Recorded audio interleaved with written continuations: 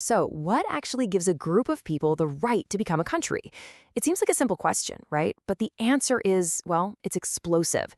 It's an idea that has redrawn the world map, sparked revolutions, and toppled empires. This is all about the principle of self-determination, the powerful and, yeah, incredibly controversial right of a people to choose their own destiny. All right, so here's how we're going to break this all down. First, we'll get into the core idea of the right to choose. Then, we'll tackle the massive paradox at the heart of it all. We'll take a quick trip through history to see how this idea evolved. Then, we'll unpack a really crucial legal distinction. And finally, we'll look at the different ways separation can happen, which is going to lead us straight into a very real-world, high-stakes legal dilemma. So let's just start with that fundamental question. You know, when you look at countless conflicts around the world, from colonial rebellions to modern breakaway movements, it almost always boils down to one single thing: who gets to decide? At its absolute core, self-determination is really all about political freedom. And this isn't some newfangled idea. You can literally draw a straight line from the American Declaration of Independence right to the founding charter of the United Nations. It's this powerful principle that a people, and not some outside force, should be the masters of their own fate. Okay, but here's where things get really, really complicated. This powerful idea of self-determination, it immediately slams headfirst into a massive problem. It creates this fundamental clash between two of the most important principles in all of international law. A genuine paradox. And this, right here, this frames the entire global debate perfectly. On one side, you have the irresistible force, the people's right to choose. But on the other, you have the immovable object, a state's right to exist within its borders, what we call territorial integrity. So much of modern history is just the story of these two principles crashing into each other again and again. Now, you've got to understand, the meaning of self-determination wasn't just set in stone from day one. Oh no, it has evolved, and I mean dramatically, over the last 100 years or so, changing from a vague political idea into a very specific and very limited legal right. And this timeline just lays it out so clearly. It really happened in 3 big phases. It started out after World War I, mostly as a political tool for tidying up the old empires in Europe. Then you hit its golden age, from the 40s to the 70s, where it became the legal engine driving decolonization all across Africa and Asia. And then, after the Cold War, well, that's when it entered its current, much more complicated, much messier phase, where it's at the very heart of breakaway movements inside existing countries. So, to really get a handle on how this plays out today, you absolutely have to understand a key legal distinction. It's something that pretty much all international law experts agree on, and it makes all the difference. Okay, so here's the bottom line. Internal self-determination means a group gets more say inside their country, things like more self-government or protecting their culture and language. External self-determination, though, that is the nuclear option. That means leaving, seceding, and forming a brand new country.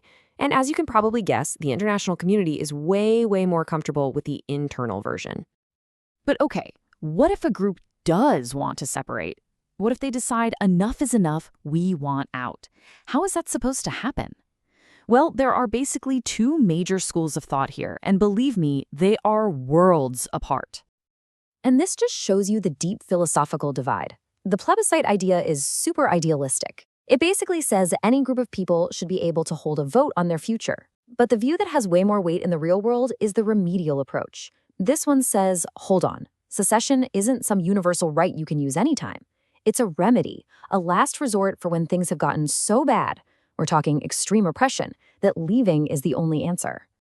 Now, every once in a blue moon, it actually happens peacefully. The classic example is the 1993 split of Czechoslovakia. Both sides just agreed to go their separate ways.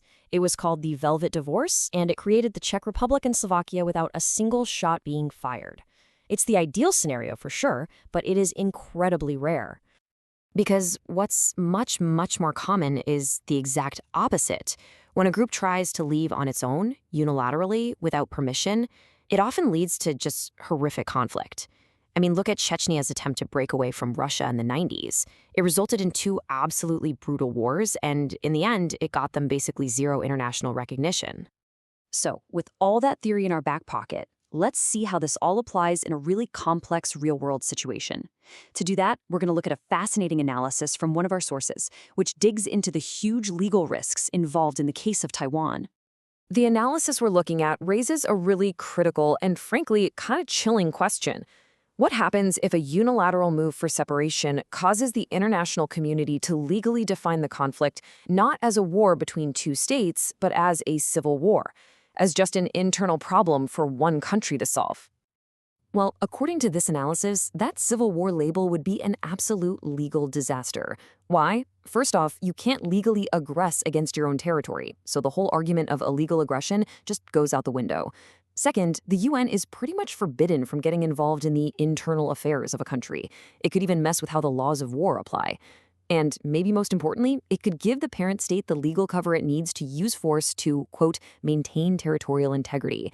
And for any other country trying to help, they could be accused of illegal interference. It's a legal minefield. So, the author of our source material really wraps this section up with a stark warning. Going it alone, without getting the international community on your side, doesn't just put you in incredible danger, it puts the stability of the entire region at risk. The lesson here is that it's not just about what you want, it's about what the rest of the world is willing to live with. And all of this leaves us with one last big question to chew on. In this world we live in now, with the internet, with globalization, with communities forming online that cross every border, what does the future hold for those lines on the map? Are they going to become more important or less? The answer to that is going to define the world we all live in tomorrow.